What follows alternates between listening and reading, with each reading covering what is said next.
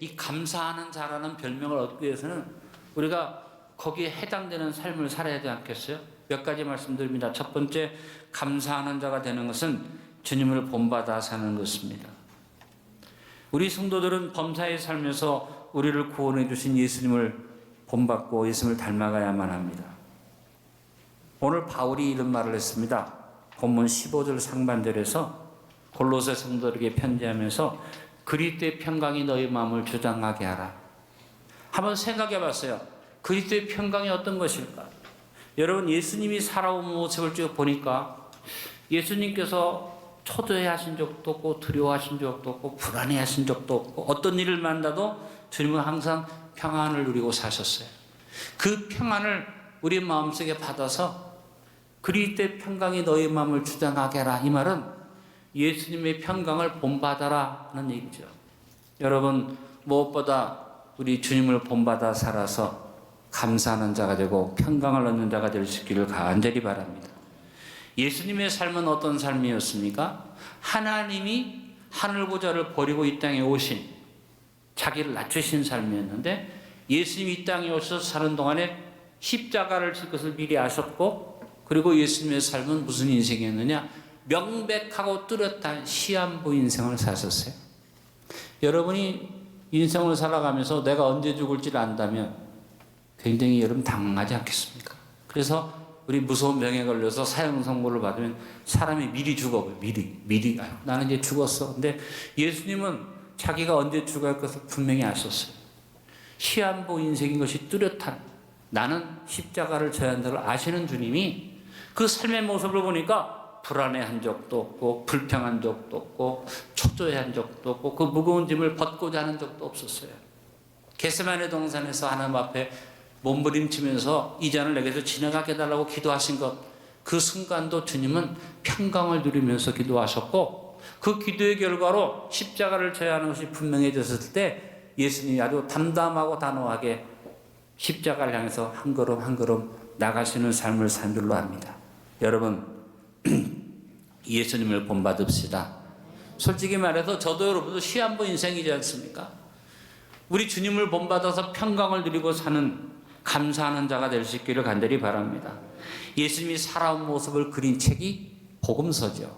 복음서에 예수님이 어떻게 살아오셨는가 다 기록되는데 그 중에서 아주 뚜렷하게 우리에게 본이 되는 아주 중요한 한 구절의 말씀이 있음을 발견했습니다.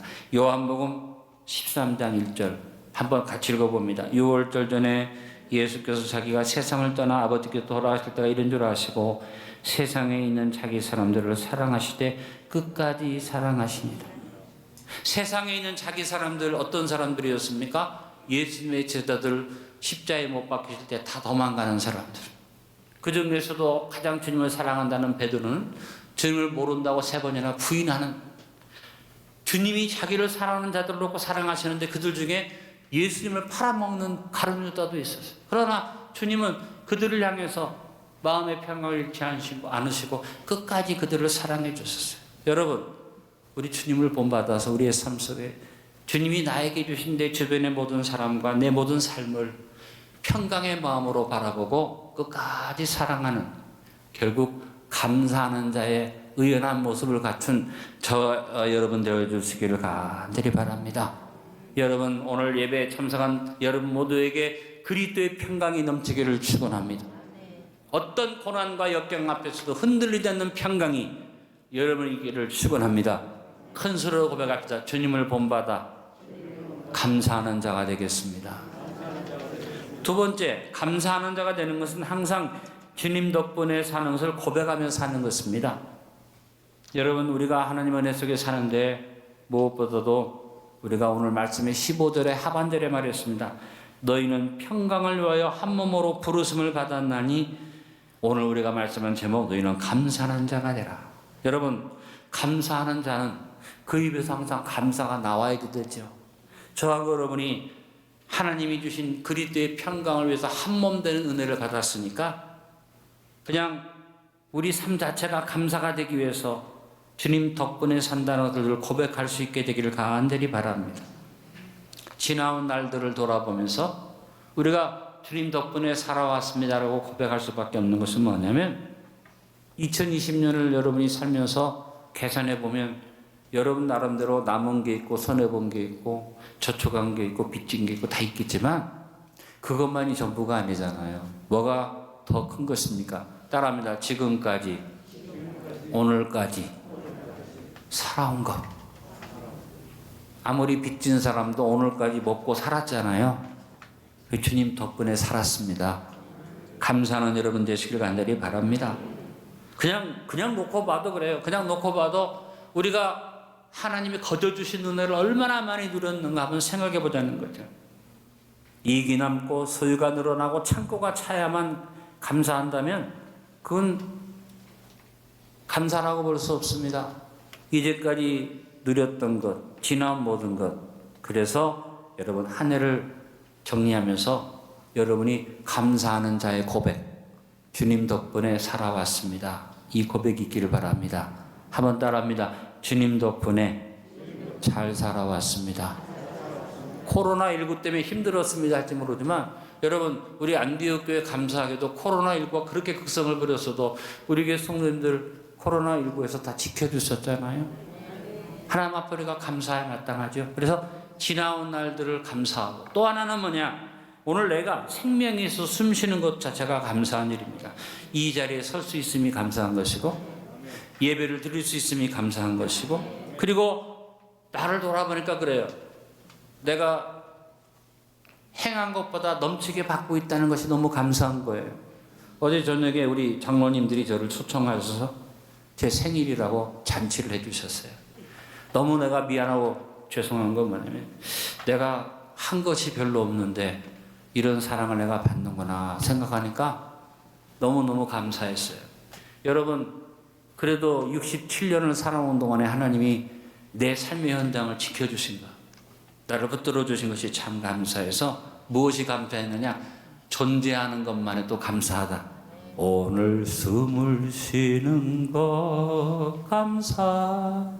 내가 숨 쉬고 있는 것이 감사한데 보니까 나를 구원하신 것 감사. 내가 구원받은 것이 감사해요. 여러분 항상 내 현재의 자리, 현실의 자리를 감사의 자리로 만듭시다. 그래서 고백을 하나 생각해 봤어요. 주님 덕분에 살아왔습니다. 과거고 오늘 현재 주님 덕분에 살고 있습니다. 이것이 감사해서 그 고백을 한번 생각해 봤어요.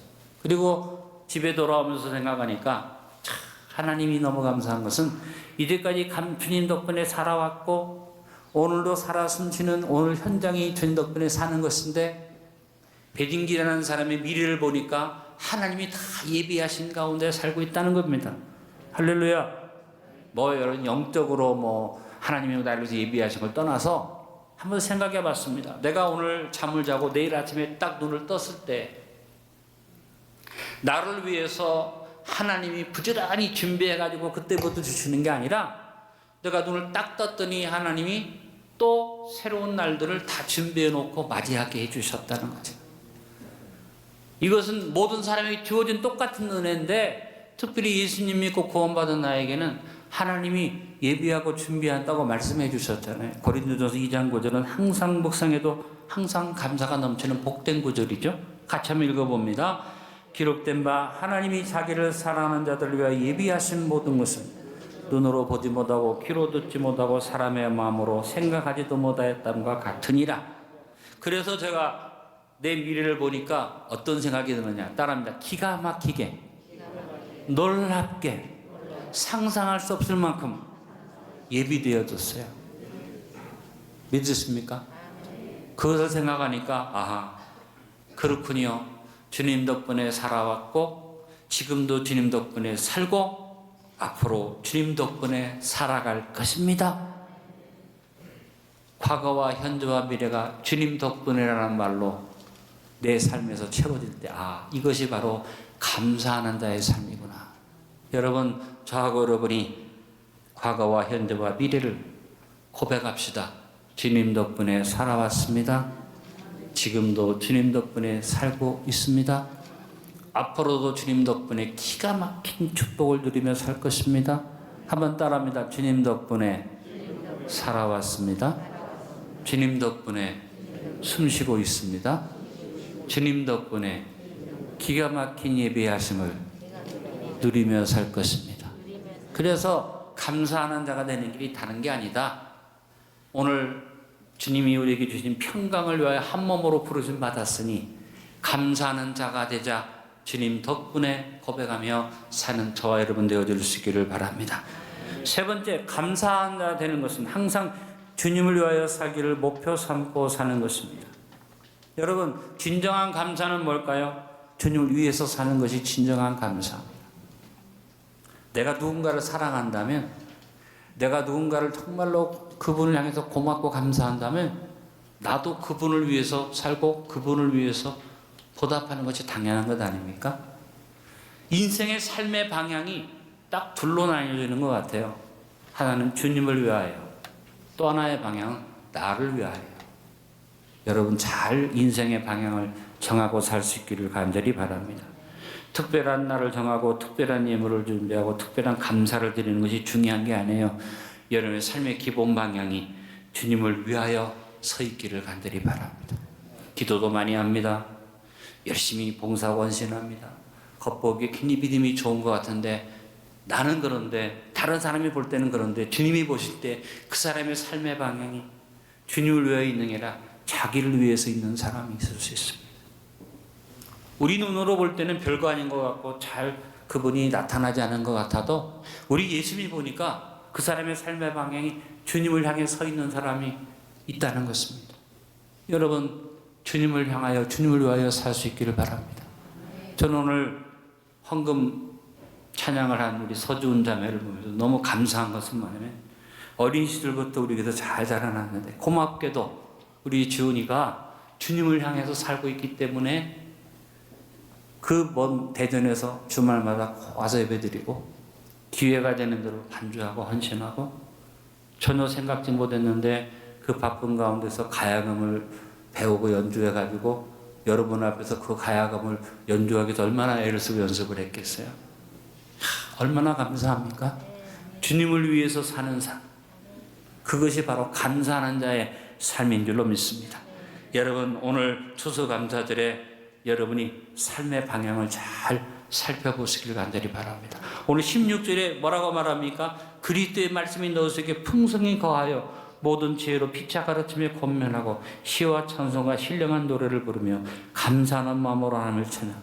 그냥 마음속에 꽉 찬 것이 주님의 말씀, 이 꽉 차서 넘쳐나는 것이 주님을 향한 찬양, 그리고 항상 주님을 향해 있기 때문에 고백이 나오는 것이 하나님께 대한 감사, 바로 주님을 위하여 사는 삶의 모습, 이것이 저와 여러분의 모습 되어줄 수 있기를 바랍니다.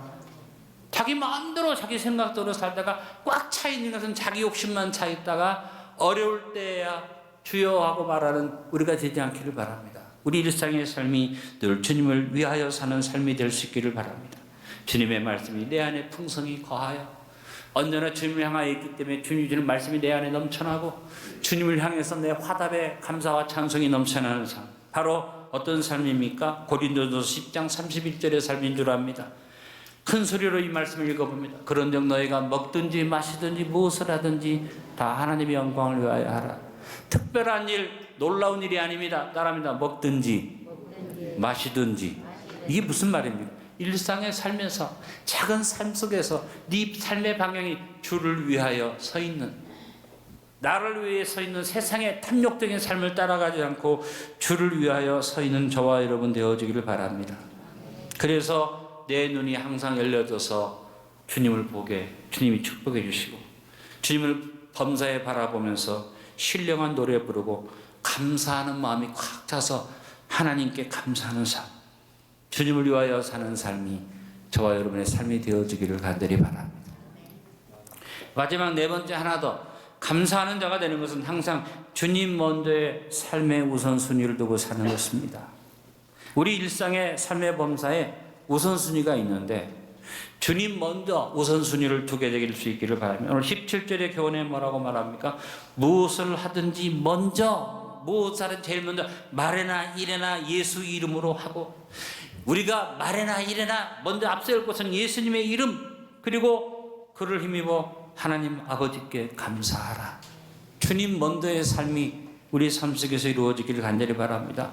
먼저 주님께 여쭈어보고 모든 일을 예수님의 이름으로 행하는, 내가 누구를 사랑하고 배려하고 베푼다면 어떻게 해야겠습니까? 그 사람을 제일 먼저 생각하지 않겠어요? 제일 먼저 생각하는 것이 사랑의 순위 아니겠어요? 제일 내가 사랑하는 사람을 최우선에 두는 것이 마땅한 거죠. 주님을 본받아 살려고 한다면 주님 덕분에 사는 것이 감사하고 주님을 위해 살기를 결단하고 더 중요한 것은 주님 먼저 우선순위를 실천하는 것입니다.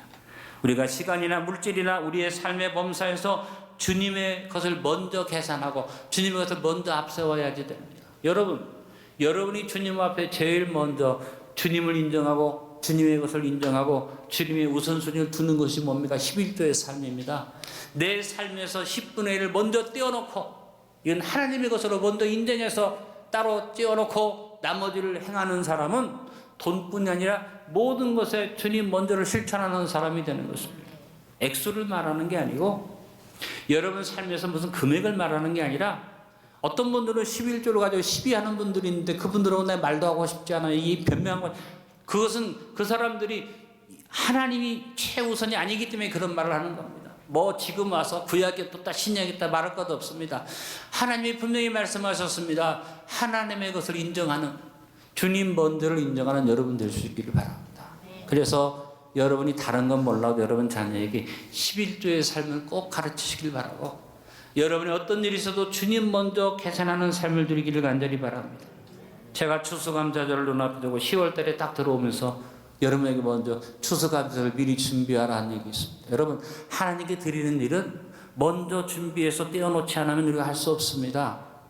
살다 보면 얼마나 일이 많아요. 할 일도 많고 쓸 일도 많은데 그거 다 하다 보면 항상 마이너스 돼요. 저도 살아보니까 남아서 저축하는 거 참 힘들고, 제 아내가 저축하는 거 보니까 저축하는 방법이 있어요. 제 아내는요, 무조건 딱 수입이 들어오면 먼저 하나님 거 띄워놓은 다음에 먼저 은행에다가 자기가 저축할 거면 집어넣어 버리더라고요. 그리고 나머지 갖고 사는데 얼마나 힘들어도 먼저 띄워놓은 걸 안 건드려. 그러니까 그것이 쌓이더라고 말이에요. 여러분이 삶에서 주님 거 먼저 계산하면 그것이 여러분에게 뭐가, 먼저 계산한 것이 씨앗이 됩니다. 여러분, 농부가 뭐 먹을 것 다 먹고 농사 못 지어요. 농사 지은 다음에 제일 먼저 씨앗을 먼저 띄워놓고 나머지 먹어야지 돼. 여러분, 주님 먼저라는 얘기는 하나님 앞에 먼저 내놓으라는, 하나님 우리에게 그걸 요구하는 게 아니에요. 네가 씨앗 먼저 준비하라는 얘기예요. 추수감사들이 씨앗 준비하는 절기입니다. 주님 먼저 감사해서 씨앗을 준비하고 종자 씨앗을 남겨놓으면 주님이 그것을 씨앗 삼아서 30배 주십니다. 60배 주십니다. 100배 주십니다. 감사하는 자는 어떤 사람이에요? 실컷 처먹고 배부른 다음에 감사합니다가 아니라, 감사하는 자는 남든 남났든 주님 먼저 우선적으로, 우선순위로 주님 먼저 딱 계산해 놓고 감사하는 사람이 감사하는 자입니다. 여러분, 어떤 일이 있어도 말이나 일이나 무엇을 하든지 예수님의 이름으로 먼저 하시고 하나님 아버지께 감사하는 자가 되시기를 간절히 축원드립니다. 주님 먼저 대접하고 감사드리는 일이 뭐냐? 씨앗 준비하는 일이다. 한번 따라합니다. 2020년의 추수감사는 2021년의 씨앗 준비입니다. 오늘 이 자리에 그냥 감사로 예물 드리는 사람이 있고, 이 자리에 2021년에 씨앗으로 예물 드리는 사람이 있습니다. 다릅니다. 잘 생각해 보십시오. 그냥 추수감사절이니까 1년에 감사하라는 절기에 하나니까 이렇게 생각한 분은 감사 그냥 드리고 끝나는 거예요. 그러나 주님 먼저 계산해서 쓸 일도 많지만 하나님 앞에 먼저 떼어놓고 내가 감사하다고 생각하는 분은 씨앗 준비가 됐기 때문에 2021년에 더 많이 주시고 더 풍성해 주시고 더 놀랍게 주시고 기가 막힌 것으로 축복해 주실 줄 믿습니다. 추수감사들만이 씨앗 준비하는 게 아닙니다. 이제 추수감사절을 지내고 연말까지 여러분 씨앗 준비하는 주님 먼저의 삶을 실천해서 절기 지났다고 끝난 게 아니에요. 하나님 앞에 주님 것 먼저 계산하는 삶을 꼭 실천하시고, 혹 아직도 11조의 삶을 실천하지 못하는 분 계시면 하나님 앞에서 주님 먼저의 삶을 실천하십시오. 제가 여러분에게 이렇게 말씀드리는 것은 간증이에요. 그렇게 살아왔더니 하나님이 나를 참 많은 축복으로 축복하신 것을 제가 간증으로 말씀드리는 것입니다. 여러분에게 무슨 강요를 하는 것도 아니고 헌금을 강조하는 것도 아닙니다. 여러분이 하나님 앞에 드린들 얼마나 드리십니까? 우리 안디옥 교회 솔직히 말해서 하나님 앞에 헌금을 드린다면 여러분 얼마나 드리겠습니까? 우리 대한민국의 안디옥 교회가 중산층 교회 중에 그저 상중하라 말하면 중간도 안 되는 수준의 교회입니다. 우리 교회 뭐 대단한 부자가 있는 것도 아닙니다. 저는 헌금을 가지고 말하는 분들을 대할 때마다 기가 막힌 건 뭐냐면 도대체 얼마를 하기에 저런 말을 할까? 여러분 친구를 만나도 또 여러분이 어떤 중요한 사람을 만나도 여러분이 드리는 헌금보다는 더 쓰는 여러분이 목사가 헌금 얘기 좀 했다고 그거 가지고 시비를 건다면 복 못 받습니다. 제가 드리는 말씀이 마음에 걸리거든 귀에 흘려 지나가고 입으로는 범죄하지 마시고 제가 드리는 말씀이 타당하다고 생각하든 배워서 실천하시길 바랍니다. 축복이 말 것입니다. 저는 여러분에게 추수감사절을 놓으면서 꼭 드리고 싶은 말이 뭐냐, 인생을 살면서 주님 먼저 하자. 제가 살아보니까 그래요. 내가 사랑하는 사람 먼저 계산하게 돼요. 내 아내 먼저 챙기게 되고 이제 손자 손녀가 생기니까 어떤 일이 있어도 그 아이들을 먼저 생각하게 되더라. 그렇다면 나는 과연 주님을 사랑한다 하면서 주님 먼저 내가 생각하는 일이 뭘까? 저는 생각해 보니까 내가 어떤 일이 있어도 주의를 성수하는 것과 어떤 일이 있어도 주님 앞에 주님이 그런 인정하는 11조를 드리는 일이 주님 먼저라고 생각하기 때문에 여러분에게 권면드리는 겁니다.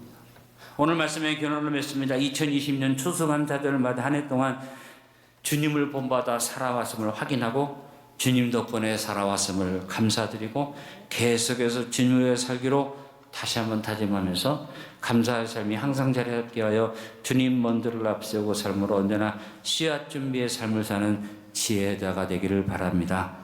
여러분 범사에 감사하는 자가 되는 삶, 감사하는 자의 비결이 뭡니까? 따라합니다. 주님을 본받아 주님을 덕분에 주님 위하여 주님 먼저의 삶을 살겠습니다.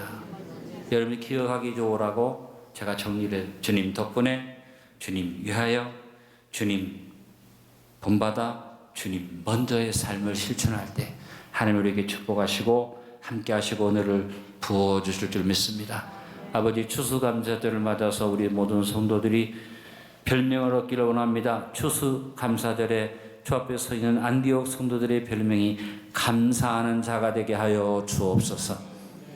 주님을 본받아 살게 하시고 주님 덕분에 살아왔음을 고백하게 하시고 주님을 위하여 우리의 삶의 방향이 향하여지게 도와주시고 주님 먼저 계산하고 우선순위를 거기에 둘 수 있는 복된 자, 감사하는 자가 되게 하여 주옵소서. 예수님의 이름으로 기도드리옵나이다. 아멘.